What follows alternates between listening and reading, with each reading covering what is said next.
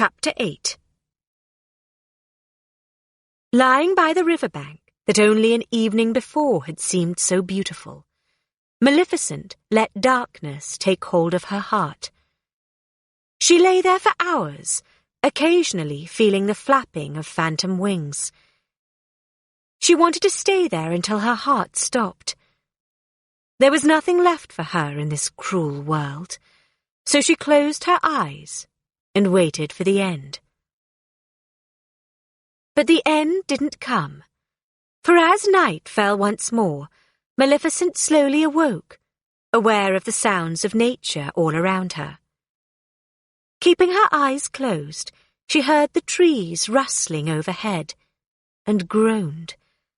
But the trees just rustled louder, as though trying to rouse her. Their branches began to thrash angrily, and the wood creaked and groaned. Opening her eyes, Maleficent watched the trees shake. She knew they were trying to help, but she didn't care. Reaching into her robe, she pulled out a broken, crooked branch of the rowan, a piece of home that she often carried with her. With a sigh, she let it fall to the ground. To her surprise, the branch began to straighten out. Then it began to grow. It grew longer and thicker, until it was the size of a staff. As Maleficent picked it up, her fingers wrapped tightly around it. She felt a surge of power, and despite her misery, she began to pull herself up. When she was standing, she leaned on the staff. It was hardy and bore her weight well. Interesting, she thought, as she began to limp forward. With each step, her resolve grew. True, Stephen had taken her wings. True, he had broken her heart, but she still had her magic. And now she had something stronger than magic. She had a mission. She was going to make Stephen and the humans pay for what they had done. Maleficent wandered the countryside, and wherever she went, destruction and chaos followed. When she passed by a shepherd's paddock, the gate magically swung open, and the flock of sheep ran out and scattered in all directions, their bleats slowly fading away as they disappeared into the nearby woods. The sky grew darker, and the clouds thundered. As she walked through the middle of a farmer's field, the scarecrow rotted, and the wheels on a nearby cart fell off. Moving down the road, she raised her staff high. The ground shook and then broke apart, rocks and debris flying high in the air. Pointing at a mound of hay in the distance, she smiled maliciously as it caught on fire and began to burn, the flames licking the sky. With each step, Maleficent grew stronger, and with each act of destruction, she grew more intense, her focus fiercer. She leaned less and less on the staff until, finally, she didn't need it at all. Still, she kept it in her hand, unwilling to let go of the last part of her old life. After a few weeks of wandering aimlessly, Maleficent found herself outside the ruins of a long-abandoned castle. Birds' nests had replaced the panes of glass in its many windows. Whole sides of the massive building had fallen down, and only a few of the outbuildings still had roofs. Moss had overtaken the stone floors and walls, giving the whole place a green, muted atmosphere, and where horses had once munched hay in stalls, nothing remained but a few empty rotting buckets. But as she made her way amid the broken stone and around the fallen timber, Maleficent felt at peace. This place was like her, left to rot and ruin, and like her, it held on despite being broken. Lying down on the grass that had grown in the middle of the ruins, Maleficent looked up at the stone gargoyles perched on the roof. They glared back at her, their mouths frozen in grimaces that Maleficent found oddly comforting. Hearing the rustle of wings, Maleficent watched as a large raven flew into the castle. The bird was carrying a piece of corn in his beak. Landing on the ground, the bird dropped the corn and then began to preen, clearly proud of his prize. As the creature pecked at the corn, Maleficent watched him sadly. The blackbird's wings reminded her of the one she had lost, and she wished, not for the first time, that she had never allowed them to be taken. As the bird flew off, Maleficent sighed and got to her feet. It was no good to wish for things that could never happen. She had done that before, and it had only ended up hurting her. She had to focus on the real things that could be done, like making this abandoned castle her home. For the next few days, Maleficent kept busy at the castle. There was not much she could do to rebuild, but she could at least try to make parts of it livable. And it wasn't like she needed a lot, just a place to stay dry and hidden from any snooping humans.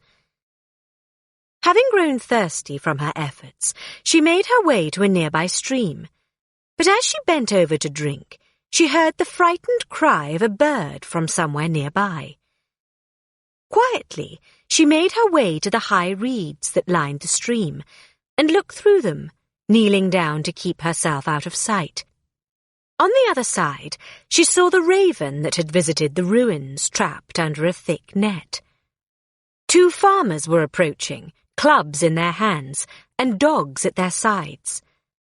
The dogs growled at the raven, causing the creature to flap his wings frantically, but there was nowhere for him to go. Feeling the familiar rage toward the cruel humans building up inside her, Maleficent waved her hand. "Into a man," she said. There was a shimmer of magic, and before the shocked farmer's eyes, the raven transformed into a man. Throwing off the net, the raven man climbed to his feet unsteadily. "It's a demon!" one of the farmers cried. The 2 men turned and took off, the dogs following close behind. When she was sure they were gone, Maleficent stood up. Her gaze fell on the bird she had transformed. As a human, he was tall, with silky black hair and dark eyes that darted around nervously. While man wasn't her first choice of form, at least she had saved the creature. Catching sight of the fairy, the raven man cocked his head. "What have you done to me?" he asked, gesturing at his body, clearly unhappy with its present form. His voice was surprisingly rich and melodic for one not used to having the power of speech. "Would you rather I let them beat you to death?" Maleficent asked. The raven man lifted his wingless arms into the air. "I'm not certain," he replied. "Stop complaining," Maleficent said as she began to walk around him slowly, scrutinizing. She had to admit he wasn't terrible to look at, even for a human. She could have created far worse. "I saved your life." Uncomfortable with her penetrating stare, the raven man shifted on his feet. "Forgive me," he said. Maleficent nodded. "What do I call you?" "Dieval," he answered. "And in return for my life, I am your servant. Whatever you need." "Whatever I need," Maleficent mused. Well, that was certainly an interesting twist. There were so many things she did need, and so much she could use. Then a smile slowly spread across her face. There was one thing she needed more than anything. "Wings," she said, nodding. "You'll be my wings." Chapter 9. Stephen observed his surroundings as he sat perched on his new throne. The ornate room was the picture of royalty with its detailed mouldings, its draping tapestries, its lofty ceilings. Though he was there to be crowned the new king, he couldn't help feeling uneasy, as if the small group of advisers, the raven perched outside the window, and even the throne room itself were judging him, and knew he didn't rightfully belong there. He felt a small hand on his and looked at his new wife, Layla, sitting next to him. She was lovely. Her kind, doe-like eyes met his, and he was instantly reminded of that afternoon in the moors long before, when Maleficent had tamed the small deer with kindness, so at ease with the natural beauty around her. Layla looked nothing like Maleficent, her locks golden and curled, not ebony and straight, her eyes warm and blue instead of a piercing green. Yet he sensed the same kindness and willingness to trust within her that he'd first seen in Maleficent. A fresh wave of guilt rose in his throat, and he pushed it down, forcing himself to concentrate on the task at hand. He'd only done what had been necessary for his future and hers. Another man seeking the crown would have killed her. Besides, it was finished now. There was no use replaying the events in his mind. This was the moment he had been waiting for his entire life. He was not going to let anything ruin it. The heavy crown was finally placed on his head. He smiled. Then he cleared his throat.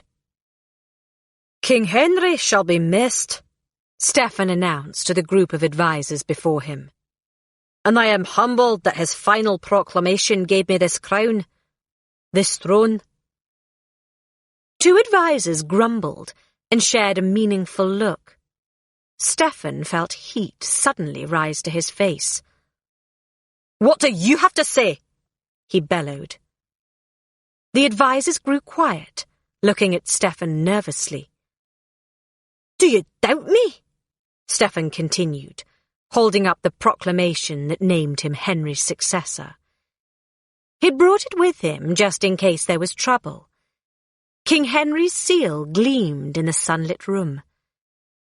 "By his own hand, because I avenged him." He said it so righteously, he almost believed that Henry had actually named him as his successor and sealed the proclamation. Really, Stephen had done it himself in Henry's chamber, shortly after the king had stopped struggling against his pillow. Stephen had lifted Henry's lifeless hand and pressed the ring onto the molten wax, ensuring his future, believing full-heartedly he had earned it because no one else had the courage to do what he did. "So I ask you again, and I advise you to answer carefully," Stephen continued, his voice echoing with power now. "Do you doubt me?" One of the formerly grumbling advisers answered quickly, "No, sire." Satisfied, Stephen leaned back against his throne. He drew in a breath and then glanced at Queen Layla, seeing the encouragement in those warm eyes of hers.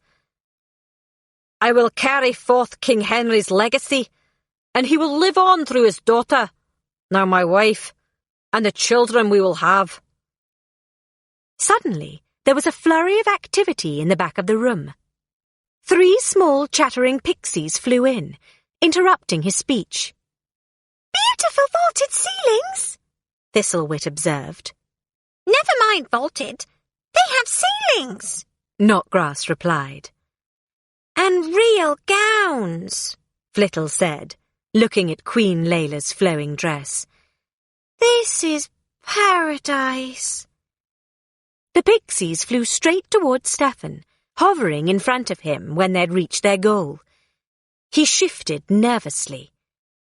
Creatures from the moors here in his castle. He wondered if Maleficent had sent these winged fools. And what could they possibly want? "Who are you?" he asked. Knotgrass performed a small flourish in the air.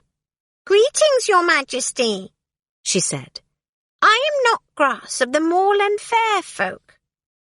Not wanting to be outdone, Flittle flew closer. "I'm Flittle, your kingship." Then she nudged Thistlewit. "And I'm Thistlewit, your royalnesses." The smallest of the three bowed as low as she could while she hovered. "Why have you come?" Stephen demanded. Knotgrass turned to Flittle. "Tell him, Flittle." "Why don't you tell him?" Flittle asked. Stephen grunted impatiently. "Ah, you're impossible." Knotgrass threw her hands up. Then, to Stephen, she said, "If your grace obliges, we would like to live here. We seek asylum." Stephen blinked in surprise. He didn't know what he'd been expecting them to ask, but this wasn't it. "Asylum? Why?" "We don't really love wars," Thistlewit explained. "And you have ceilings." Flittle gestured up toward the fixtures under discussion. "And apparently you played dress-up," Thistlewit added, nodding at Queen Layla, who smiled back. Knotgrass tried to rein in the conversation. "We have a strong feeling that darkness descends on the moors." Stephen took in this information, knowing full well what had caused this change in the place he had once loved to visit. The choking guilt began to flare up again. Once more, he pushed it down, convincing himself that he had been in the right to take the actions he had. This was the life he was meant to lead, one that he had worked hard to make for himself. Anyone who stood in his way was nothing more than an obstacle to be overcome. "And it's very wet and mouldy there," Thistlewit added. "Dank, actually," Flittle said, correcting her. "And smelly. Not here.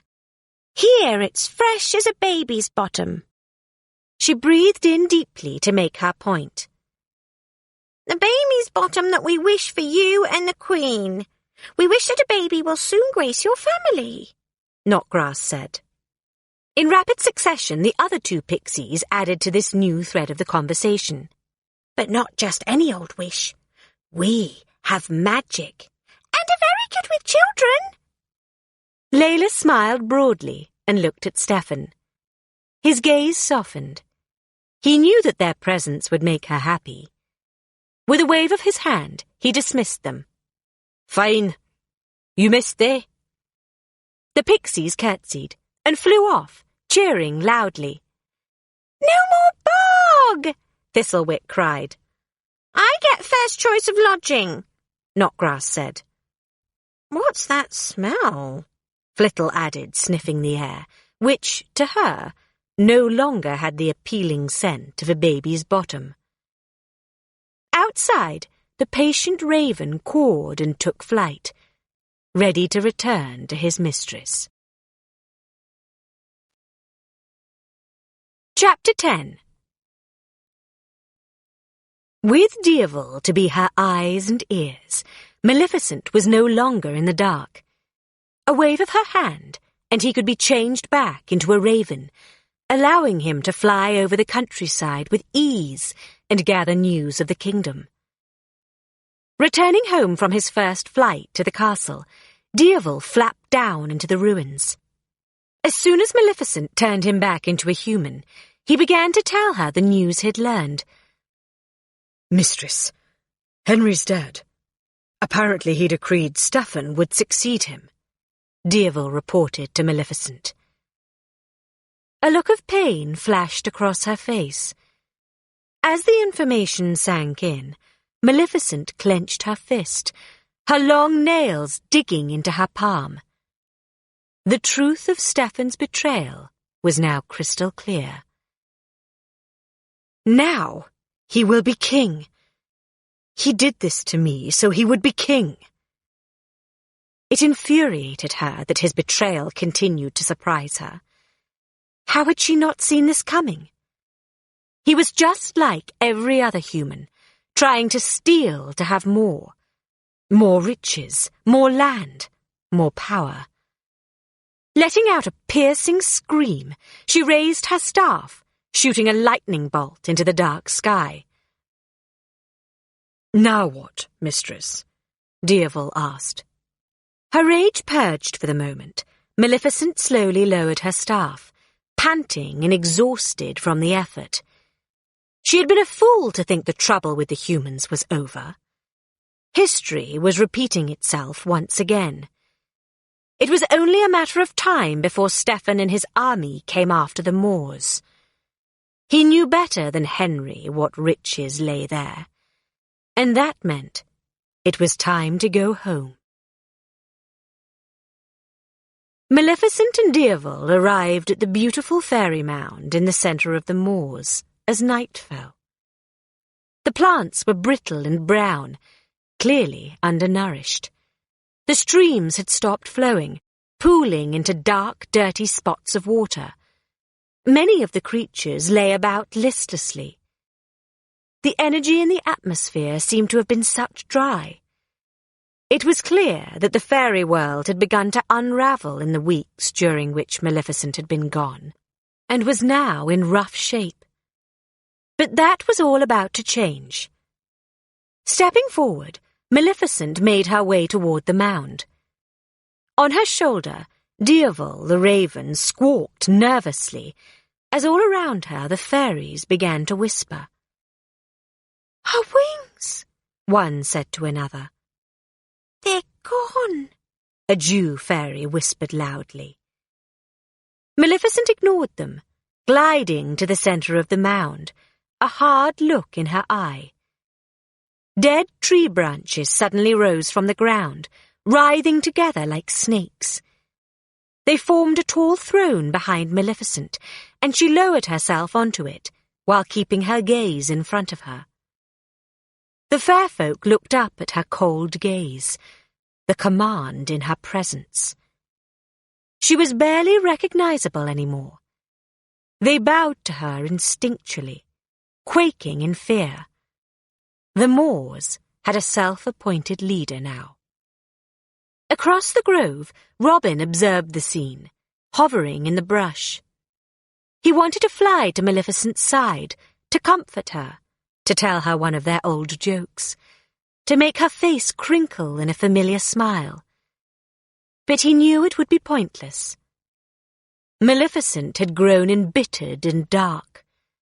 Whatever she'd been through had changed her completely.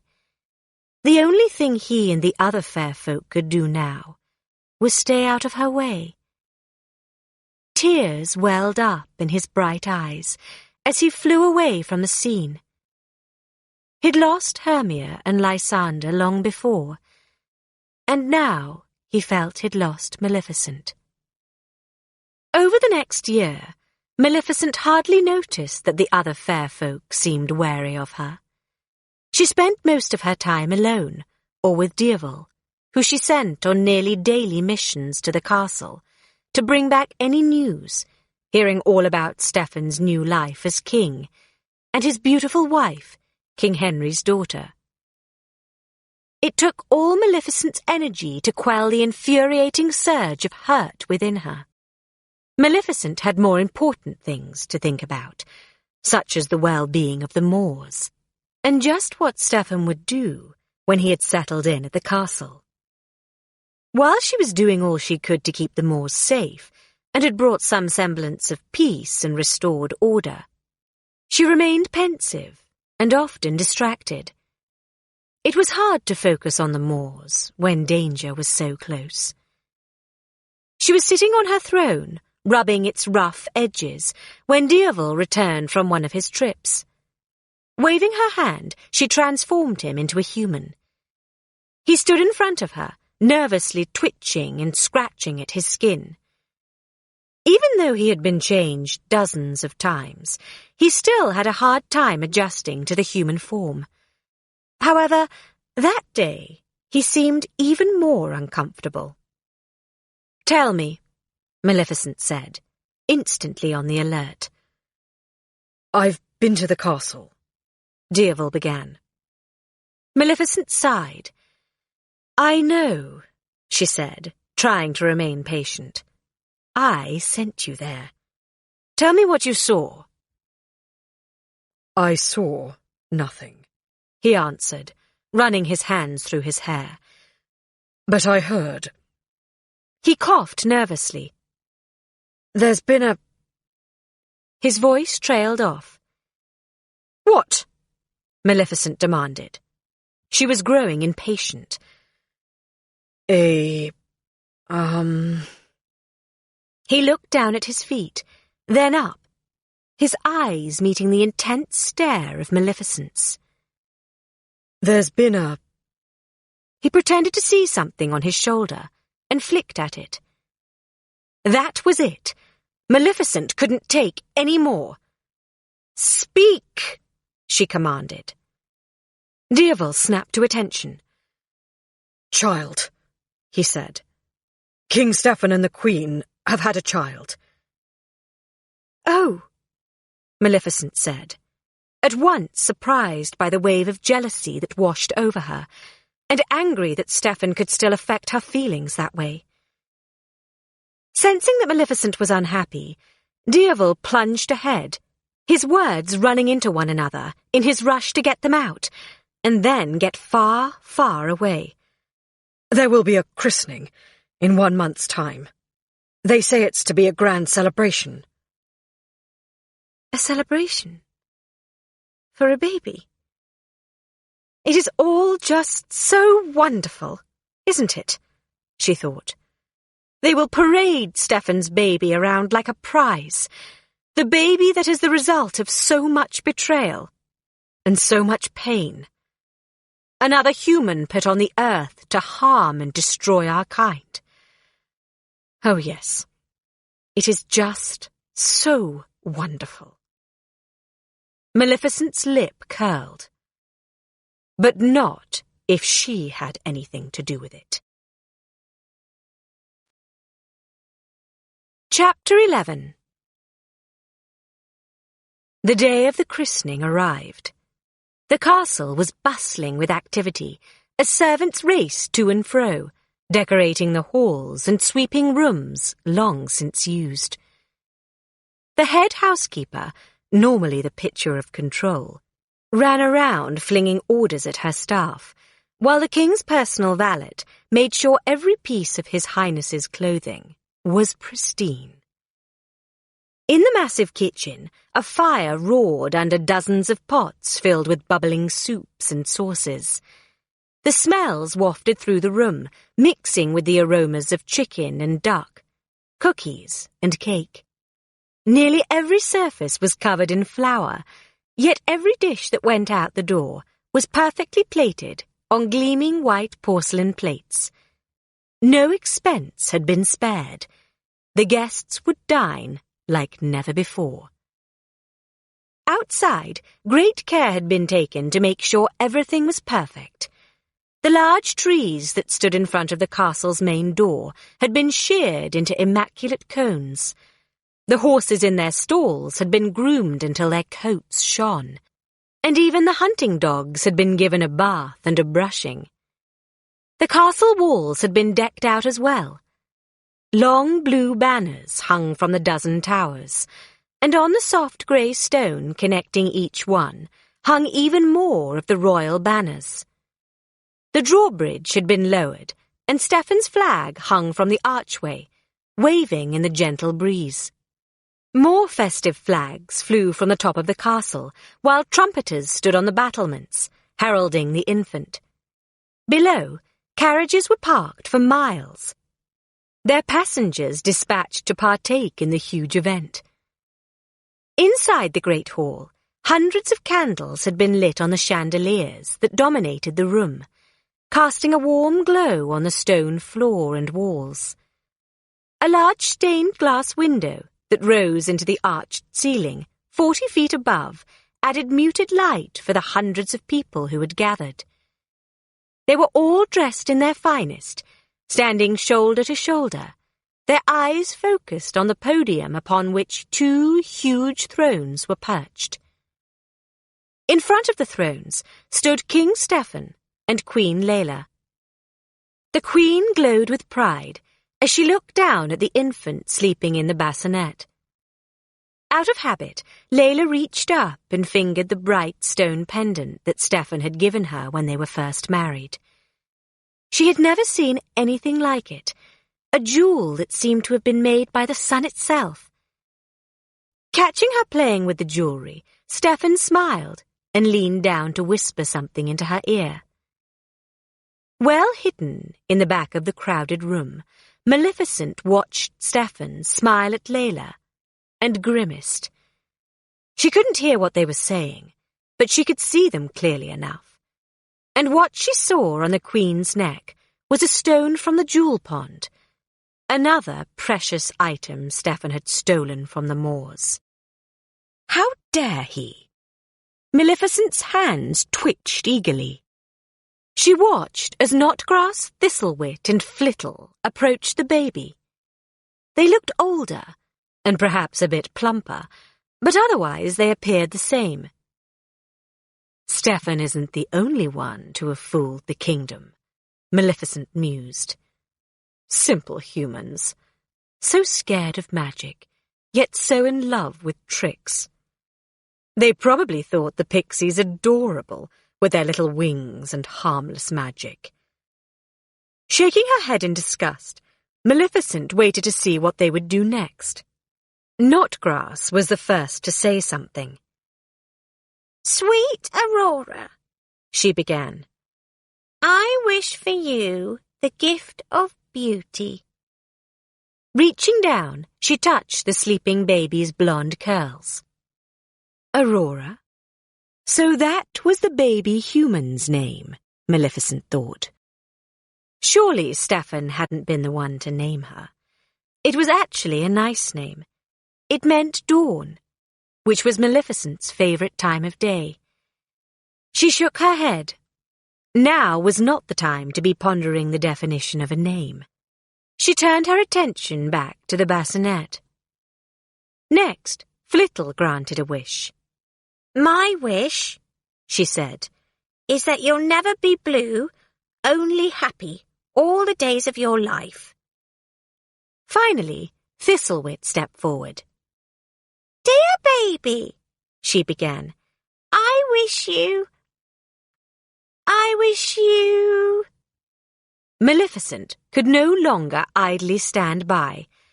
Raising her staff, she sent a frigid wind whistling through the hall. Headpieces and clothes were blown about, and the crowd let out scared cries. Thunder cracked, and lightning flashed, and a dark grey smoke filled the hall. When it cleared, Maleficent stood there, her head held tall, her horns held high. On her shoulder sat Devil. The room erupted in whispers as the assembled court tried to figure out who this strange creature was. But one person knew for sure. Maleficent! Stephen cried, his hand at his throat. She raised an eyebrow. Well, well, quite a glittering assemblage, King Stephen, she sneered. Royalty, nobility, the gentry, and how quaint. She paused and pointed at the 3 smaller pixies. Even the rabble. She turned and looked at the Queen. What a pretty necklace. I really feel quite distressed at not receiving an invitation.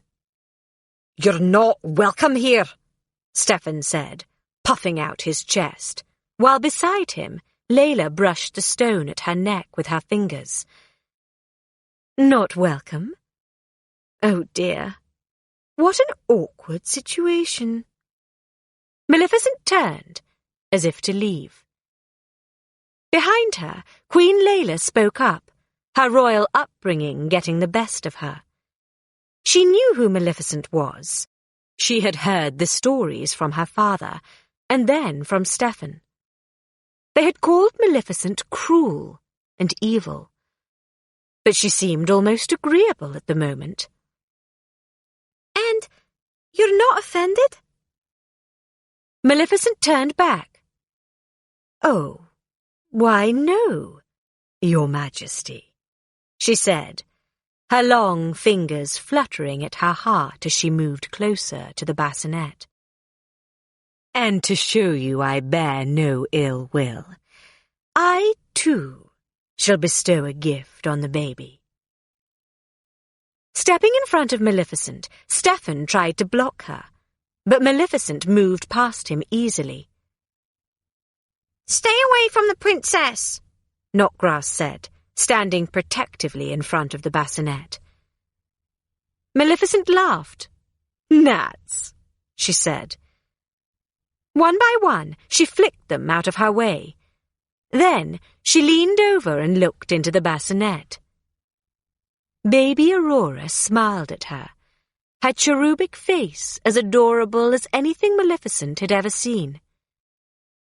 In that instant, anger and jealousy swirled inside her like a tempest. She would never have a baby that beautiful. She would probably never have a baby at all. No one to care for. No one to carry on her mother's wings or her father's green eyes to a new generation. She could have, but that option had been taken away from her when Stephen betrayed her. Whipping around, Maleficent angrily threw up her arms and addressed the crowd. "Listen well, all of you," she intoned. "The princess shall indeed grow in grace and beauty, beloved by all who know her." "That's a lovely gift," the Queen said, still oblivious to what was really going on, oblivious to the true history of Maleficent and Stephen. Putting a finger to Layla's lips, Maleficent shook her head. She wasn't finished. Not quite yet. There was one final part to her gift. "But before the sun sets on her 16th birthday, she will—" She paused and looked around the room for inspiration. Her eyes landed on one of the presents brought for the baby. She continued. "Prick her finger on the spindle of a spinning wheel and fall into a sleep like death, a sleep from which she will never awaken." As Maleficent's words lingered in the air, the gathered crowd let out a collective gasp. Ignoring them, she turned to go. But Stephen's voice stopped her. "Maleficent," he said, stepping forward. "Don't do this. I'm begging you." At the word begging, Maleficent raised one eyebrow. Grovelling was so unlike Stephen. Slowly, she turned back around to face him. Her expression was cold, as she eyed the only person she had ever loved. His eyes pleaded with her, and she saw genuine fear and pain in them. But it mattered not at all. Her heart was frozen. There was irony in the situation. The pain she caused him now was so much like the pain he had caused her, over and over again. Finally, she responded. "I like begging," she said. "I do. Do it again." Stephen peered around the room, aware that his subjects watched his every move, aware that Maleficent was humiliating him. While he wanted to deny her, he had no choice. His infant daughter's future was at stake. "I beg you," he said through clenched teeth. "All right," Maleficent replied, shrugging as she threw the king a bone. "The princess can be woken from her death sleep, but only by... Here she paused and narrowed her gaze so that the next words she spoke pierced Stefan to the core. True love's kiss. She almost laughed when she said the words.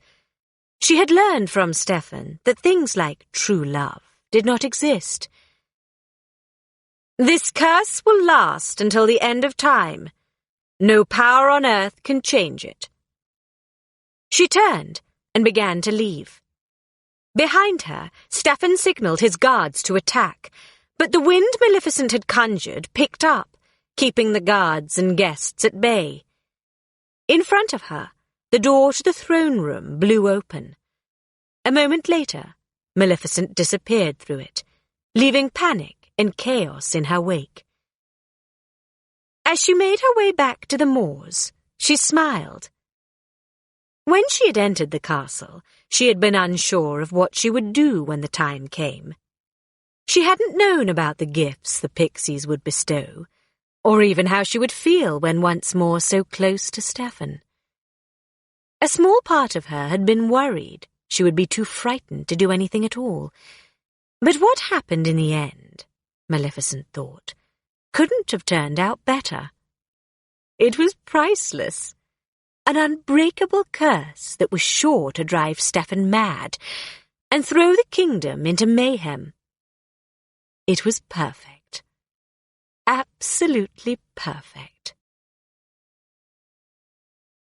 Evening had fallen, and the night sky was full of stars when Maleficent returned to the moors. She was energized by the day's events, and an idea began to form in her head.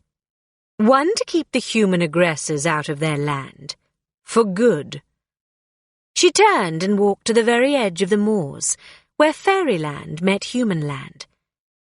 Taking a deep breath, she closed her eyes and concentrated on the magic that flowed within her.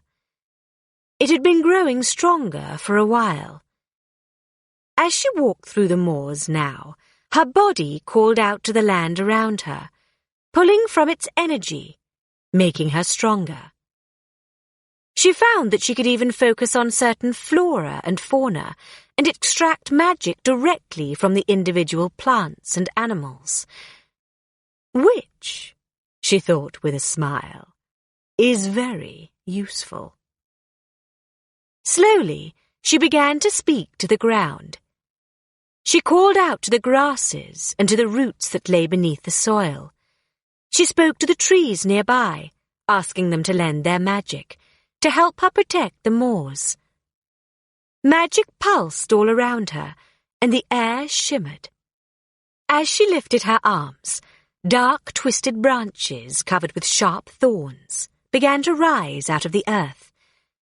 They sped toward the sky and intertwined with each other, braiding their thick trunks together. As they did so, a wall began to form. The wall continued to grow until it was impossible to see from one side to the other. It grew until its thorns stuck out in all directions, their sharp tips gleaming black. It grew until it rose nearly 40 feet in the air. It grew until it was impenetrable. When Maleficent opened her eyes, the magic stopped flowing from her. She stepped back and nodded. The wall wasn't pretty, but it would have to do. Satisfied with her work, Maleficent went back to her throne on the mound. She glanced at the landscape around her, reveling in the beauty and tranquility of the moors, which had been restored in her time as ruler there. The other fair folk even seemed more comfortable around her, going on with their daily activities without shuddering or flying away whenever she was close by. However, her old friends, Robin included, continued to stay away. Maleficent strangely understood this. She'd lost her friendships as soon as she'd lost her wings and her old sense of self. She was a new fairy now. In the peaceful silence of the fairy mound, she found her mind wandering outside of life at the moors. She now had time to reflect upon the day's events. It had felt oh so nice to see Stefan suffer, and casting this curse would help the Moors too. A weakened human kingdom meant less threat to them, and there was no way Stefan hadn't been weakened by the curse placed on his only daughter. Feeling a judgmental gaze, Maleficent looked to her side. Dieval, in his human form, stood there, staring at her. She ignored him and went back to relishing her revenge. But Dieval continued to glare at her, silently chastising her for what she had done. A part of her wanted to try to explain to him that she wasn't being mean to the baby. She wanted to tell Dieval how badly Stefan had hurt her, and how much it still ached, every day, and that was why she had done what she did. But she couldn't admit that to him, and she certainly couldn't wait for him to start expressing his disapproval.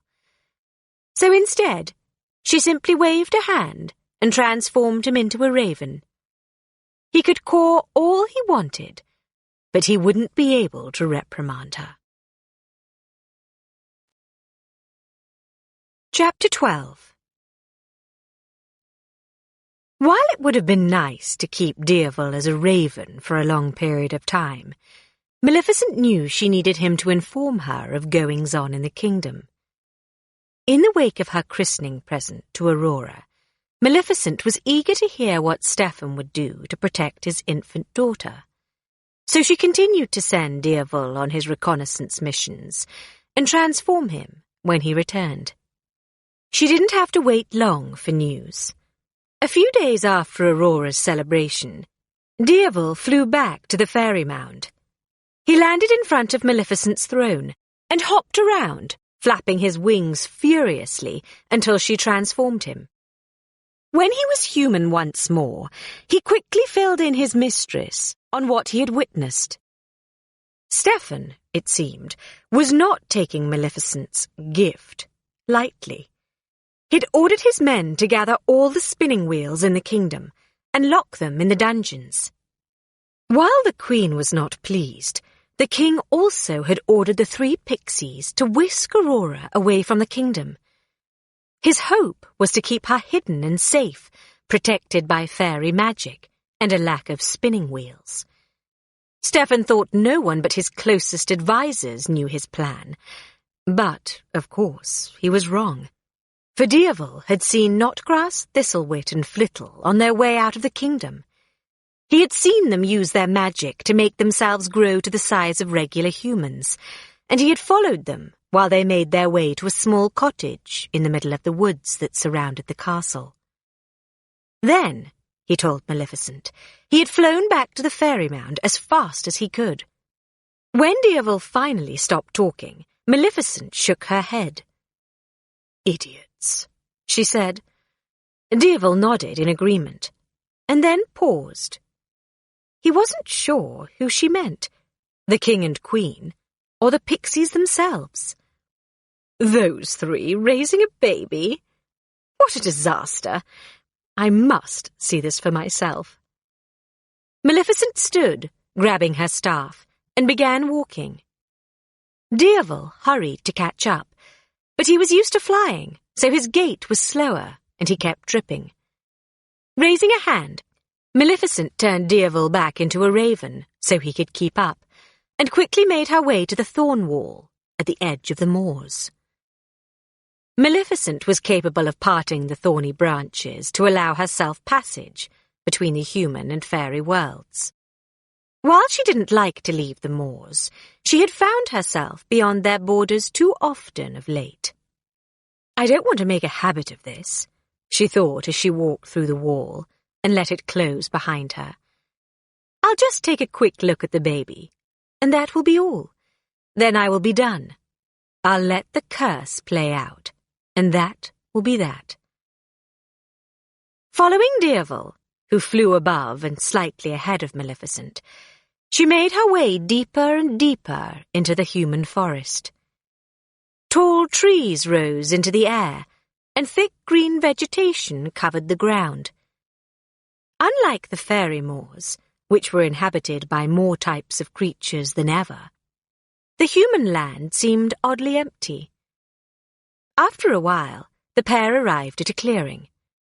In the middle stood a small cottage with a thatched roof and white sides crisscrossed with brown beams. It was clear that the cottage had been abandoned for quite some time. Upon closer inspection, Maleficent could make out holes in the thatch, and weeds grew tall among what once had been an herb garden. Hidden in the shadows of the trees that surrounded the clearing, Maleficent watched as the pixies, now big and awkward in their new bodies, stumbled about, trying to spruce up the place and quickly make it homey and inviting. When they stepped inside to take a break, Maleficent carefully made her way to the side of the cottage. Looking to Deervil, she saw him nod his feathered head at one of the small windows. Maleficent peered through it and saw baby Aurora, tucked in her bassinet, sleeping peacefully. Her lip curled back as she gazed at the baby's soft, rosy cheeks. She looked a bit bigger than when she'd last seen her. A bit plumper, maybe, but just as beautiful. I could almost feel sorry for it. Beside her, Deervil nodded his raven head. Suddenly, Aurora opened her eyes and looked directly at Maleficent. In response, Maleficent made a mean face at the baby. Aurora smiled. Maleficent made an even meaner face. Aurora laughed and began to clap her hands. "I hate you," Maleficent said. She was about to try to make the scariest face she could when she heard the loud bustle of the three pixies approaching. Quickly, she backed away from the window. The three pixies entered Aurora's room and made their way to the bassinet. Immediately, the baby began to cry. Maleficent listened as the pixies argued among themselves about what they should do, before finally deciding Aurora was hungry. They then proceeded to plop a whole banana, apple, and orange in with the baby before walking out of the room. Aurora's screams grew louder. "It's going to starve with those three looking after it," Maleficent muttered. "But that's not my problem," she added silently. She turned and walked away, her shoulders tense, until the sound of Aurora's cries finally faded. For the next few weeks, Aurora was the least of Maleficent's concerns, though she knew Deervil visited the baby every day. What he did while he was there, she didn't know, but it felt a bit like a betrayal, in any event. Nevertheless, Maleficent's focus was on King Stephen and his castle. On a daily basis, she heard reports from Deervil that Stephen was said to be going mad in the wake of her curse. He was paranoid, convinced that Maleficent would come back any day to wreak further damage and destruction. He had all his soldiers at the ready. He sent them to the Thorn Wall over and over again, hoping they could chop it down. Once the soldiers had even catapulted large fireballs, trying to burn it down. But the wall remained impenetrable, just as Maleficent had planned, and the thorny vines stopped the greedy humans in their tracks. Her parents had thought talk and reasoning could keep the humans from invading, but now it was more than evident that this barrier, this violence, was the only way. One morning, as Maleficent sat on her throne, contemplating how much things had changed since that long-ago day when she had met Stephen at the jewel pool, Deervil landed on the mound. Transforming him back into a man, Maleficent waited for his daily report. "You saw nothing?" she asked when he finished his report. Deervil shook his head. "No, mistress. he said softly, aware that this would not make Maleficent happy. The castle is locked up tight. I couldn't see inside. He went on to explain that in fear of another visit from Maleficent, Stefan had ordered windows to be boarded up, the drawbridge to be raised, and all entrances to be guarded by double the men. He was not taking any chances. Maleficent's fist clenched tightly around the top of her staff. She despised Stefan, pure and simple. "He's hiding from me," she said, sneering. "He always was a coward. Fine, let him rot in there. His child is doomed, and there's nothing he can do about it." Standing beside her, Dierval kept quiet, waiting for Maleficent to do what she always inevitably did. Turn him into a raven, so he wouldn't ask questions or bother her. Maleficent felt his gaze on her, but ignored it. Lately, she hadn't wanted to transform him. She knew that he would go and visit Aurora as soon as he had wings, and for some reason, that irked Maleficent. Growing impatient, Dierval tapped Maleficent on the shoulder to get her attention. Turning, she looked down at the spot where his fingers had brushed her shoulder, an unreadable expression on her face. "What is it?" she asked. Aren't you going to change me? He retorted. "Why?" Maleficent queried, curious if he would tell her the real reason. But instead of saying he wanted to see Aurora, he replied, "I prefer my own form." Shrugging, Maleficent waved her hand and transformed Dierval back into a raven. With a caw, he rose into the air and began to fly away. But Maleficent's voice stopped him. "Dierval," she called. Veering, he flew back. When he was once more in front of her, she added, "Are you going to stay close, or do I have to put you in a cage?" His feathers ruffled. Dierval flew over and landed on the top of Maleficent's staff. It seemed his trip to the cottage would have to wait. Chapter 13. While Maleficent hated to admit it, Dierval wasn't the only one who was curious about the baby. As the days turned into weeks and then into months, the curiosity ate at Maleficent. It ate at her while she wandered the moors, checking on the thorn wall. It ate at her while she sat on her throne, listening to the buzzing of fairies complaining or gossiping. The curiosity nearly overwhelmed her when she stumbled upon a bird and her newly hatched babies, their little beaks jabbing at the air helplessly.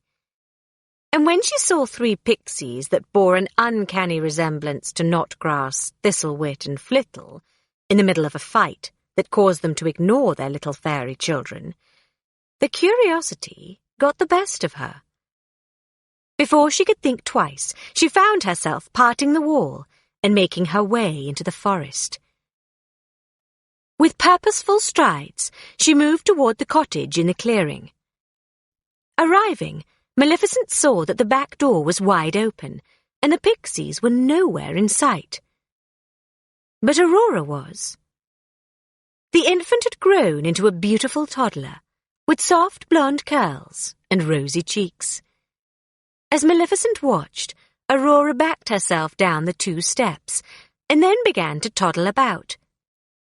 She burbled and giggled to herself, clearly used to being alone.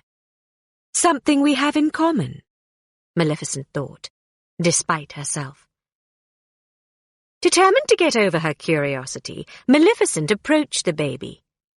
Leaning down, she made the scariest face she could and screamed, "Ah!" It worked. The baby began to wail and throw her arms about. Smiling, Maleficent waited for Aurora to run away. And sure enough, the baby did run. But to her surprise, Aurora ran straight at her. Then she threw her little arms around Maleficent's legs and buried her head in the fairy's long dark robes. "Off! Off!" Maleficent cried, pushing Aurora away as though she were a bug. But the baby just threw herself right back on Maleficent and continued to cry piteously. Then Aurora raised her arms, silently begging to be picked up. Maleficent glanced around. Despite the loud wails, no one seemed to be coming. And if no one was coming, that meant the baby was going to keep crying, and all that crying was giving her a terrible headache. But no, Maleficent resolved. She would not fall for the big blue watery eyes that looked up at her hopefully. She folded her arms across her chest and shook her head. Aurora kept crying. Before she could stop herself, Maleficent leaned down and picked up the wailing child. "Shut your mouth," she said, though her tone was softer than the words she uttered. Instantly, Aurora melted into Maleficent. Wrapping her pudgy arms around Maleficent's neck, she whimpered and gasped for a moment. As Aurora calmed down, Maleficent tried to ignore the warm feeling spreading through her body. She tried to ignore the fresh scent of Aurora's hair. She tried not to feel the fluttering heartbeat against her own chest, and the way it made her instinctively want to tighten her grip and keep the baby safe. This was the enemy. She had to stay strong. Then Aurora let out an adorable babble and, with absolutely no fear, reached up and grabbed one of Maleficent's horns. Shocked, Maleficent pulled her head back. Aurora's bottom lip quivered a bit. Curious to see what she would do next, Maleficent slowly bent her head ever so slightly. Aurora's lips stopped quivering instantly, and once more she let out a giggle and latched on, completely unafraid. It was too much for Maleficent. Quickly, she put Aurora down and, without looking back, left the clearing. But as she made her way back to the fairy mound, her mind was racing. She couldn't deny it. Aurora was kind of, maybe just a little cute. And that she even thought that at all made Maleficent furious at herself, because she couldn't afford to think the baby was cute, or sweet, or cuddly, or precious. No, she had cursed her to eternal sleep, so there was no point in even paying attention to Aurora. Was there? Yet, as the saying goes, the best-laid plans often go wrong, and Maleficent quickly found that she couldn't help keeping an eye on Aurora. Deerval didn't help the situation either. Growing bolder about his attachment to the infant, he now dragged Maleficent along with him when he went to watch Aurora, which he had to do often. The three pixies were useless, more concerned with themselves than with the baby they had been charged to protect. Oftentimes, as she and Deerval watched from the shadows, Maleficent would overhear them bemoaning their lot in life, stuck in the awkward human-sized bodies, out in the middle of nowhere, unable to partake in the royal trappings, and forbidden by Stefan to use magic unless absolutely necessary. They occasionally paid attention to Aurora, but for the most part, the baby fended for herself. One particularly beautiful afternoon, Maleficent reclined in a tree next to Deerval, who kept a raven eye on Aurora as she played below. Nearby, the pixies had laid out a picnic. Fresh berries, bread, and cheese lay neatly on a brightly coloured towel, but Aurora wanted nothing to do with the food. She was having too much fun playing with the butterflies that were flittering around nearby.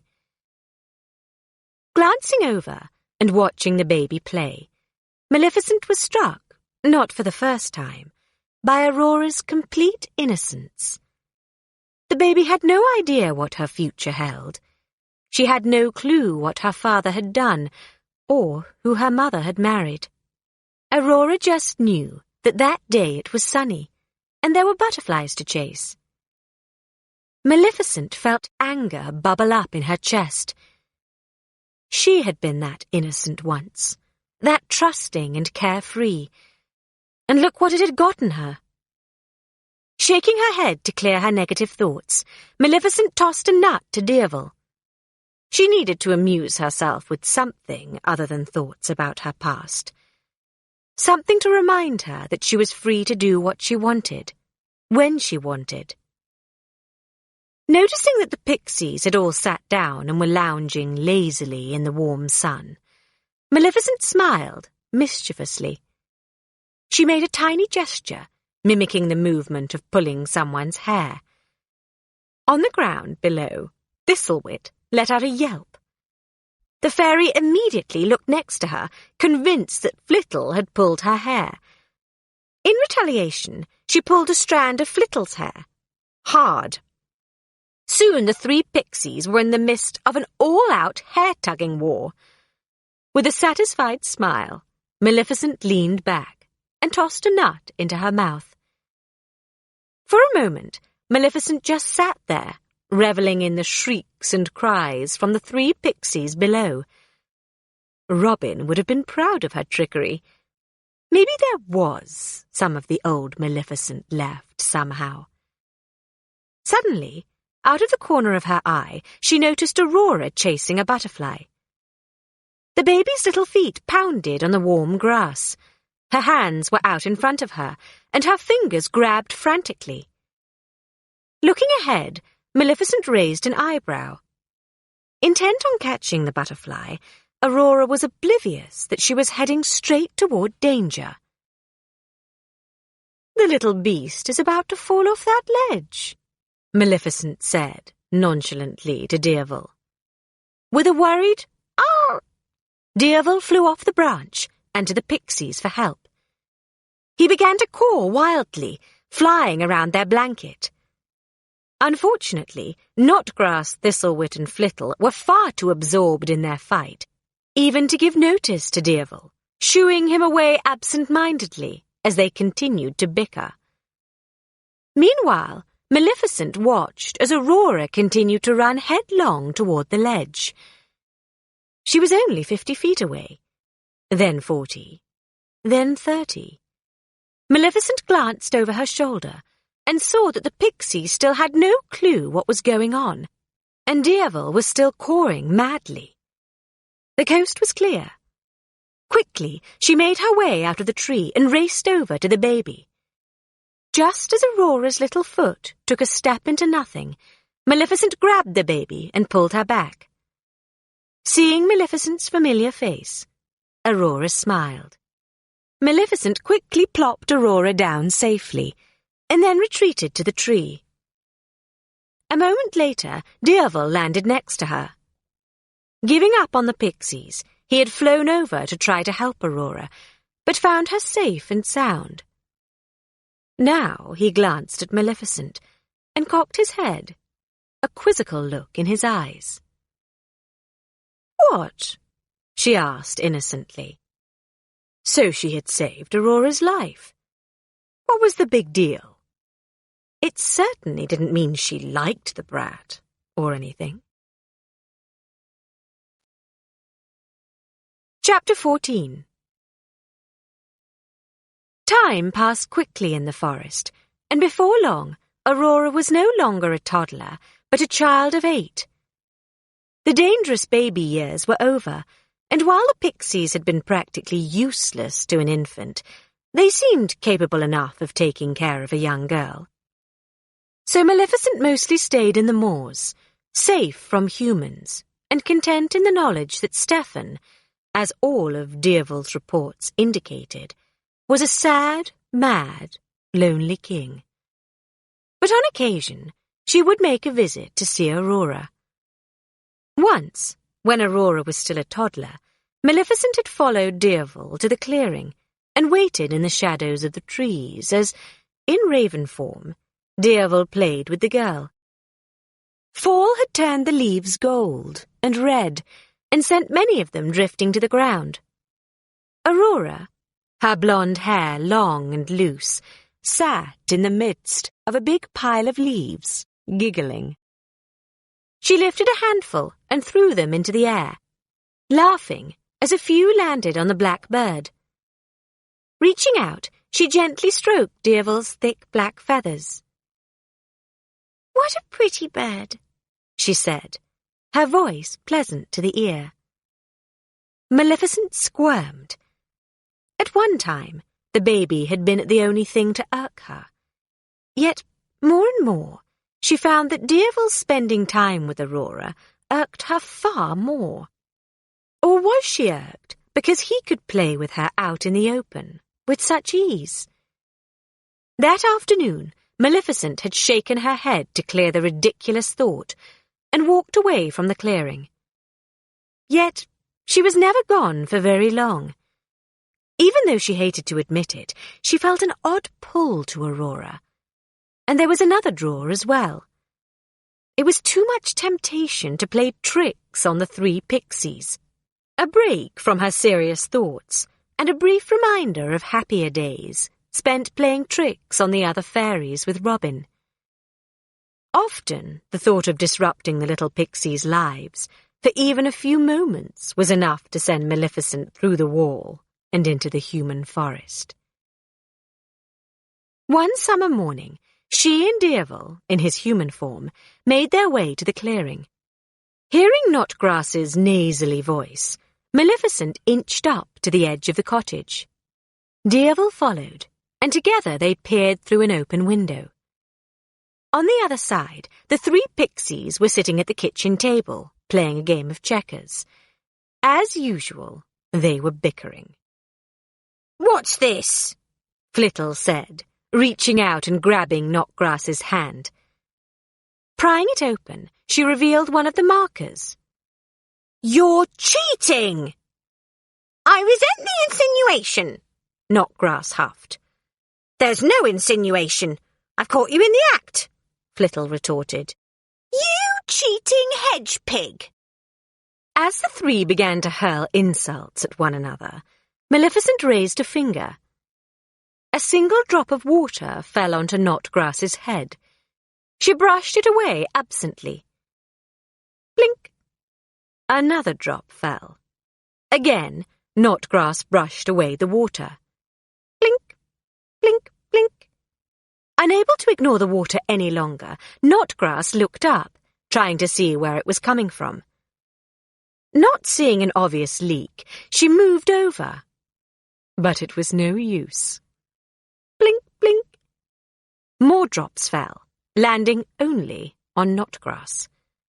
Shooting a dirty look at Flittle, Knotgrass snapped, "Stop doing that!" "I'm not doing anything," Flittle protested. Hiding on the other side of the window, Maleficent stifled a laugh. It was so easy to rattle the pixies.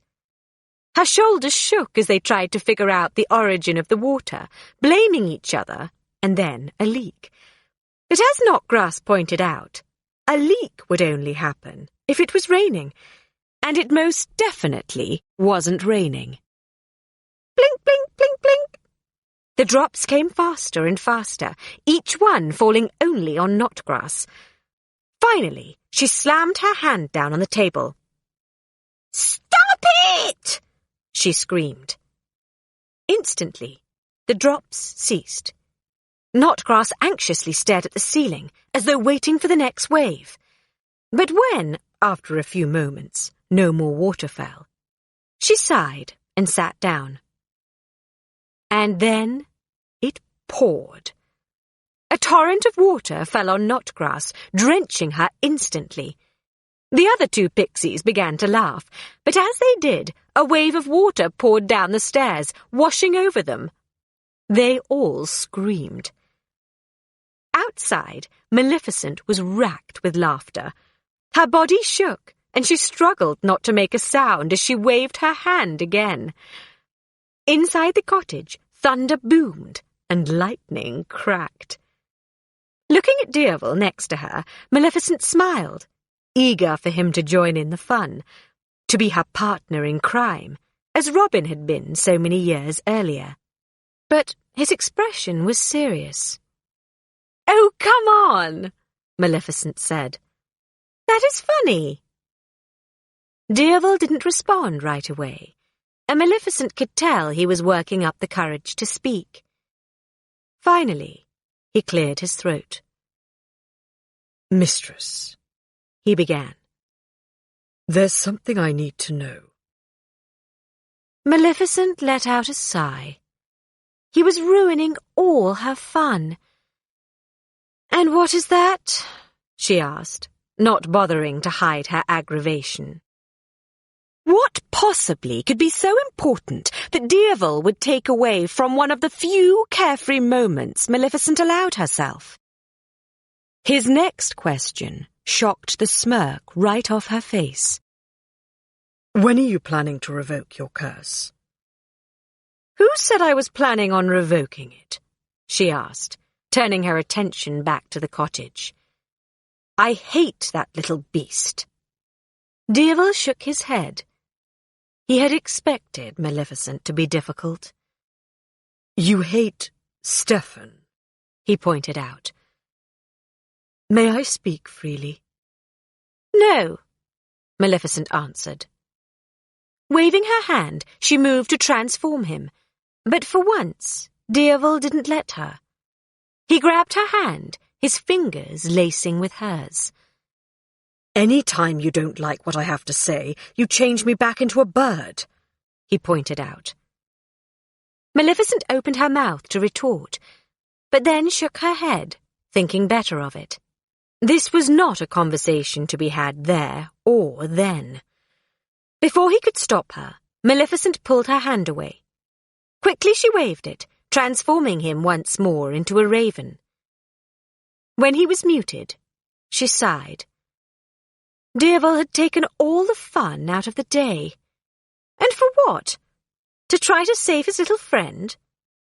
Why had he even bothered? Did he think Maleficent would retract the curse and Aurora could live with them? It was a laughable thought. It was not like Aurora could ever be a part of the Moors. She didn't fit in there. She could never fit in there. How could a human understand and appreciate the magic and nature of the Moors? No, it was silly of Deervil. What was done was done. There was no revoking the curse. Maleficent was perfectly content with that. And what she wanted to do then, more than anything, was continue to play with the pixies.